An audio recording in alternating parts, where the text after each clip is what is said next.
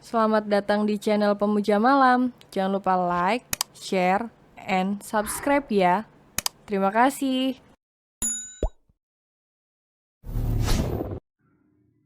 Chapter 26. Meminta maaf. Kemarahan itu masih ada di wajah Mary. Tentu saja sebagai seorang ibu, ia kecewa atas perbuatan anaknya. Saat di Italia ketika Mary memergoki Tristan dan Zarena bermesraan. Ia sudah mewanti puterinya untuk tidak mendekat dengan pria itu, dan Zarena menyanggupi permintaannya. Nyatanya itu hanya omong kosong belaka. Aku minta maaf, ucap Zarena di saat kedua orang tuanya tengah sarapan. Duduk nak, kita sarapan bersama. Harry mempersilakannya tetapi Mary tidak demikian. Tidak perlu. Aku akan keluar dari rumah ini. Zarena hendak melangkah, tetapi suara Mary menghentikannya. Setelah semua yang kau lakukan. Zarena menatap ibunya. Aku sudah minta maaf pada Chris. Aku juga akan minta maaf pada keluarganya. Mary meletakkan pisau roti dan garpu di piring. Reputasi keluarga kita sudah tercoreng, Zari. Ini semua perbuatanmu. Tidur bersama seorang adalah biasa. Aku melakukannya karena menginginkannya. Maafkan aku, Mama. Kau mungkin kecewa. Jika kau tidak menganggapku sebagai anak lagi, aku terima. Zarena, tegur Henry. Berhentilah mengurus hidupku. Aku bisa mencari pasangan sendiri. Sudah cukup Valdo yang kalian jodohkan. Mary bangkit dari duduknya. Tristan sudah mengubahmu. Mama sadar, kau berubah karena pria itu. Kau mengubah penampilan demi dia dan kau menjadi liar karena dia. Mama salah. Aku melakukannya karena aku bosan diatur. Berhentilah mengaturku, Mama. Aku sudah dewasa sekarang. Zarena melangkah pergi setelah ia mengatakan hal itu. Koper yang berada di tangan pelayan ia ambil. Ia berjalan mantap keluar tanpa memandang ke belakang. Tanpa mobil pribadi, Zarena menumpang taksi menuju kediaman orang tua Chris. Ia akan pergi minta maaf, meski nantinya hinaan yang akan didapat. Zarena terima itu karena batalnya pertunangan juga disebabkan oleh dirinya. Gugup sudah pasti. Ketika taksi yang ia tumpangi telah sampai di depan kediaman keluarga Hemsworth, Zarena meminta taksi untuk menunggu. Ia berjanji akan kembali setelah 15 menit. Zarena minta penjaga untuk memberitahu kedatangannya. Tidak lama kemudian ia diizinkan masuk ke rumah. Tatapan tidak menyenangkan didapatnya sebagai sambutan. Zarena kikuk berhadapan dengan mereka, tetapi ia harus mengatakan maksud kedatangannya. Aku minta maaf pada kalian. Sungguh, aku tidak pernah menyangka kejadiannya seperti ini. Aku sungguh menyesalinya. Kalimat itu yang Zarena lontarkan, meski ia tidak yakin jika kedua orang tua Chris bisa memaafkannya dengan begitu mudah. Ini semua salahku. Orang tuaku tidak tahu apa-apa. Mereka juga kecewa. Ini sudah terjadi. Aku tidak bisa mengembalikan keadaan seperti semula. Seperti yang kau katakan, Zarena. Keadaan tidak akan kembali seperti sedia kala, sahut Ibu Chris. Aku tahu dan kuharap tidak ada permusuhan di antara kita. Kalian mungkin tidak menganggap keluargaku sebagai sahabat lagi. Tapi kumohon untuk tidak saling dendam. Zarena memandang kedua orang tua Chris dengan penuh harap. Aku sungguh minta maaf. Terima kasih telah mendengarkanku. Zarena angkat kaki dari kediaman Chris. Mau terima atau tidak, yang penting ia sudah minta maaf. Zarena lekas masuk mobil taksi, meminta supir untuk mengantarnya ke kediaman Colin. Zarena tidak akan ke apartemen pribadi miliknya. Zarena akan menyewa sendiri rumah untuk ia tinggali. Sementara di tempat lain, Tristan menyadari apa yang telah ia lakukan pada Zarena. Serpihan kenangan masih belum dibereskan. Perkataan Zarena mungkin ada benarnya. Semua barang itu harus dimusnahkan agar ia tidak selalu dihantui oleh masa lalu. Untuk sementara, Zarena menumpang di apartemen Colin lebih dulu. sebelum ia memutuskan kemana arah tujuannya kali ini. Semua menjadi kacau. Serena yakin guru les di tempatnya kursus memasak akan marah karena ia tidak melewati ujian yang diberikan. Kemudian teman-temannya yang lain di tempat latihan juga pasti akan mencarinya. Mau bagaimana lagi? Serena malas untuk melanjutkan kursus atau latihan. Ia bahkan enggan untuk berada di London karena satu orang pria telah mengacaukan segalanya. Kau bisa tinggal di sini, Zare. Aku akan senang kalau kita tinggal bersama. Colin mengucapkan kalimat itu karena memang ia ingin Serena tinggal bersamanya. Serena menggeleng. Bukannya ia tidak mampu menyewa satu apartemen. Hanya saja ia ingin pergi dari London. Aku ingin liburan. Mungkin juga ingin tinggal di tempat lain. Kau ingin kemana? Colin mulai khawatir. Serena mengadikan bahu. Aku tidak tahu, mungkin keluar London atau apalah. Aku ingin ke suatu tempat yang indah dan tenang. Jika aku kerasan di sana, bisa jadi aku akan berada di sana selamanya. Kau meninggalkanku? Kau tidak bisa begini, Serena. Aku ingin pergi untuk menenangkan diri saja. Kau mencintainya. Colin dapat menebak raut wajah Serena yang menyiratkan kesedihan. Aku tidak tahu. Serena masih ragu dengan perasaannya sendiri. Kau mencintainya, Zare. Serena menggeleng. Aku tidak mau bicara soal Tristan. Kau masih tidak mengaku. Padahal aku tidak menyebut namanya. Kupikir kau kecewa karena Chris. Serena menatap lekat sahabatnya. Sedetik kemudian ia tersenyum. Kau memang sahabatku. Bagaimana kalau kau ke tempat sepupuku saja? Colin menawarkan, lalu melanjutkan ucapannya. Kau bisa ke Hawkswood. Di sana itu desanya sangat indah.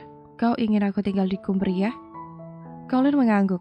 Aku akan mengantarmu. Kebetulan aku sudah sangat lama tidak ke sana. Aku merindukan rumah dengan cat yang seragam. Lalu jendela rumah yang selalu terbuka. Serena mengiyakan usulan Colin. Kenapa tidak? Kurasa itu ide bagus. Sebaiknya aku menelpon sepupuku lebih dulu.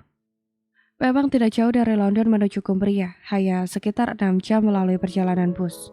Tetapi tidak akan ada yang menyangka jika Serena akan ke sana. Sepupu Colin mengatakan akan menyambut kedatangan mereka berdua.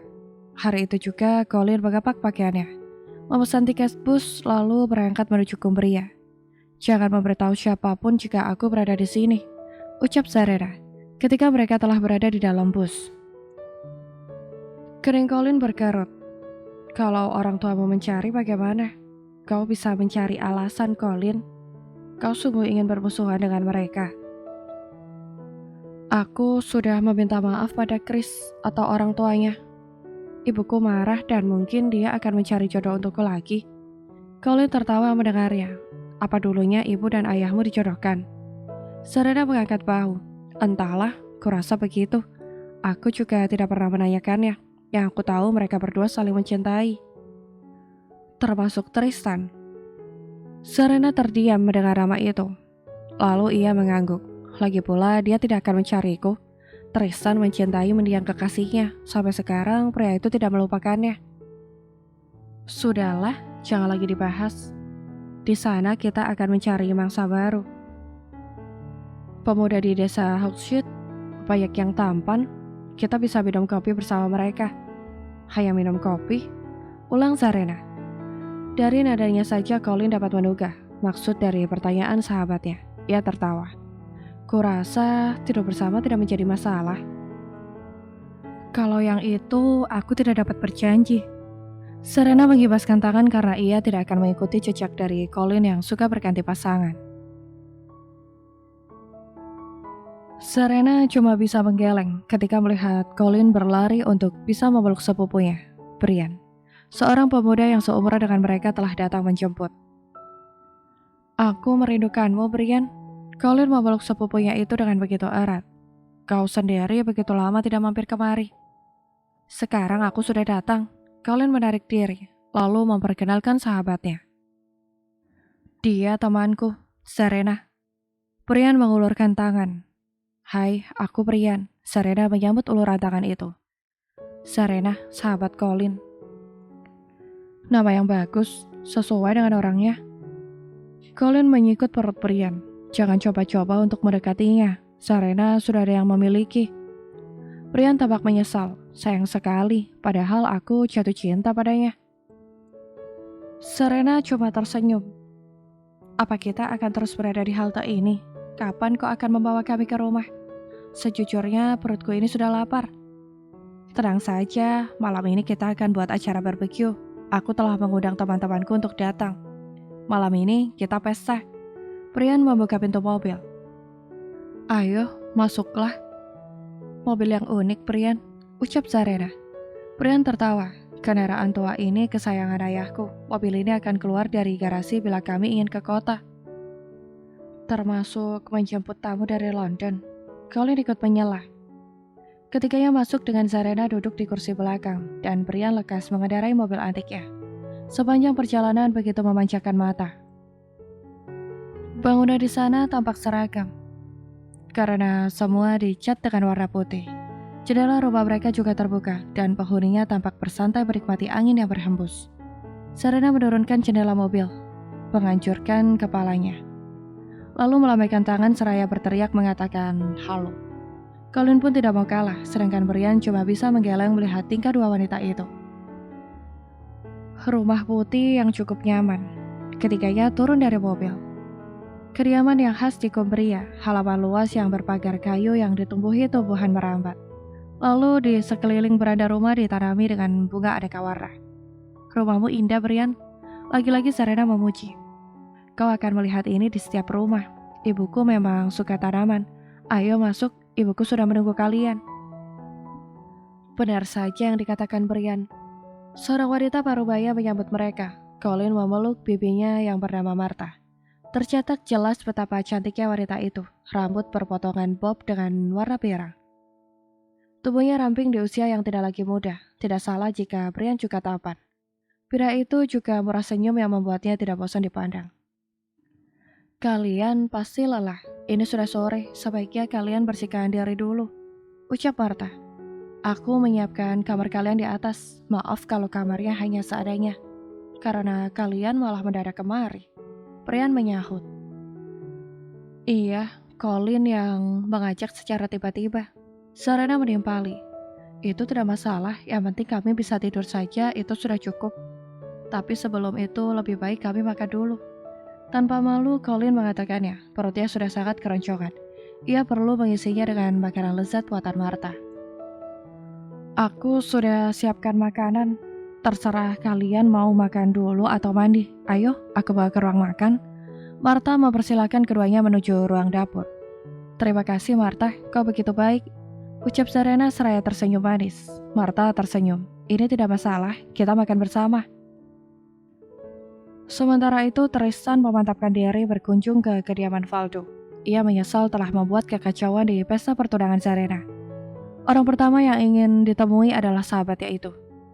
Seperti yang Tristan duga sebelum ia menginjakkan kaki ke rumah Valdo. Sahabatnya itu enggan untuk menerimanya.